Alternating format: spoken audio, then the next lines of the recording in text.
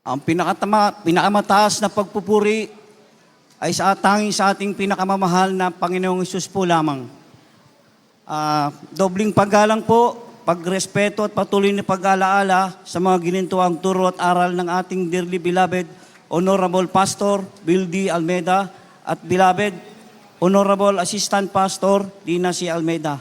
Greetings po to all beloved Almeida family, sa lahat ng beloved preacher, beloved workers, at beloved brethren. Praise the Lord po. Nagpupuri po ako at nagpapasalamat sa mahal na Panginoon dahil sa mga himala po na ginawa sa akin ng mahal na Panginoon. Sariwain ko lang po, mga minamahal, yung mother ko po, na hospital po siya, na mild stroke po. Ilang araw po siya sa ospital, subalit isang araw po, mga minamahal.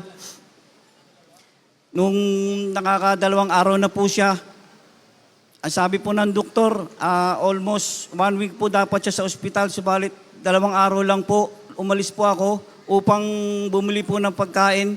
Pagbalik ko po, mga minamahal, wala na po sa higaan yung mother ko. Doon po siya sa mga kapwa niya pasyente.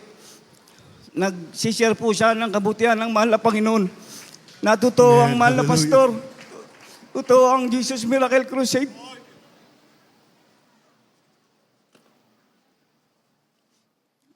Sabi po ng mga katabi niyang pasyente, yung mother mo na mild stroke, subalit parang baliwala lang sa kanya.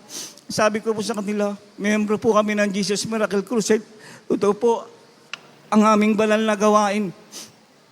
Mga minamahal, naka-experience po ako ng demon possess sa lugar namin. Kapitbahay lang po namin halos. Pagdating ko po, mga minamahal, nagkakagulo po sa lugar namin. Subalit nung mga minamahal, nung paglapit ko po, na yung kapitbahay po namin na brother, hindi po siya nating kapatiran. Nagwawala po siya, nandun po yung kapitbahay ko na ninang ko po sa kasal. Ang sabi ko, bakit ano po nangyari? Ang sabi niya po ay nagwawala. Galit, nananakit. Sinabitan niya raw po ng rosaryo dahil sa ibang gawain po. Ang ginawa ko po, umalis po ako. Subalit parang may nag-uudyok po sa akin na lapitan ko po yung nagwawala. Subalit nung lalapitan ko po, wala po akong lakas ng loob. Ginawa ko po, bumalik po ako, nanalangin po ako sa mahal na Panginoon. Ang sabi ko, mahal na Panginoon, wala po akong lakas ng loob. Paano ko pong lalapitan yung nagwawala na demon possess? Subalit, pinaisip po sa akin ng mahal na Panginoon, ang turo po ng mahal na pastor, na ang duwag po ay itatapon sa impyerno at wala pong duwag na Kristiyano. Umakyat po ako sa taas, kinuha ko po yung Bible ko, nilapitan ko po yung, pumunta po ako dun sa nagwawala na brother. Ang minamahal, pagpasok ko pa sa loob, umatras po siya, dala-dala ko po yung Bible. Pagdating ko po ron, mga minamahal, inagaw niya po yung Bible ko. Tapos, po kami sa loob ng bahay nila, naggagawa po kami, ayaw niyo po bitawan yung Bible ko. Sabi niya po, akin na ito, huwag mong kukunin dahil natatakot ako. Ayaw niya pong bitawan yung Bible ko, mga minamahal, tumahimik na po siya. Mga minamahal, may kapatid po akong may ketong, subalit pinagaling po ng mahal na Panginoong Hesus. Amen. Hallelujah. Mga minamahal,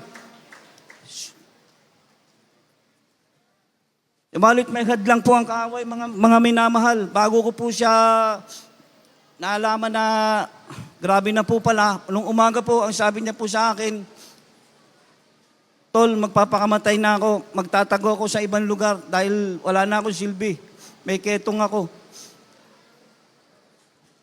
Ang amin na mahal, pag-uwi ko po may nag-udyok po sa akin na dahil nga po isa siyang taga-usig ng ating banal na gawain. Mga minamahal, pag-uwi ko po, pinaisip po sa akin ng mahal na Panginoon na kunin ko po siya doon sa may kanyang lugar na pinagtatagpuan dahil magpapakamatay na nga po siya. Naging bilang kapatid po, nag-alala po ako. Subalit, hadlang po ang kaaway, mga minamahal. Habang nagdadrive po ako, bigla pong may dumagang po sa balikat ko, inahadlangan po ako ng kaaway. Subalit, nalalangin po ako sa mahal na Panginoon. Sabi ko, mahal na Panginoon, alisin mo po ang hadlang. Papabautismohan ko po yung kapatid ko, dadali ko po sa Amoranto. Mga minamahal, nakuha ko po yung kapatid ko, pinabautismohan ko po sa Amoranto. After 1 week po, mga minamahal, pinakinis po ng mahal na Panginoon ng ketong ng kapatid ko, Amen. mga minamahal. Totoo po ang mahal na pastor, totoo ang Jesus Miracle Crusade. Mga minamahal, wala na po kung inihiling ng mga pagpapala. Ang inihiling ko lang po ay panghawakan po ko ng mahal na Panginoon. Right. Ang lahat po ng kapurihan at pasasalamat ay tanging sa mahal na Panginoong Jesus po lamang. Hallelujah! Praise the Lord!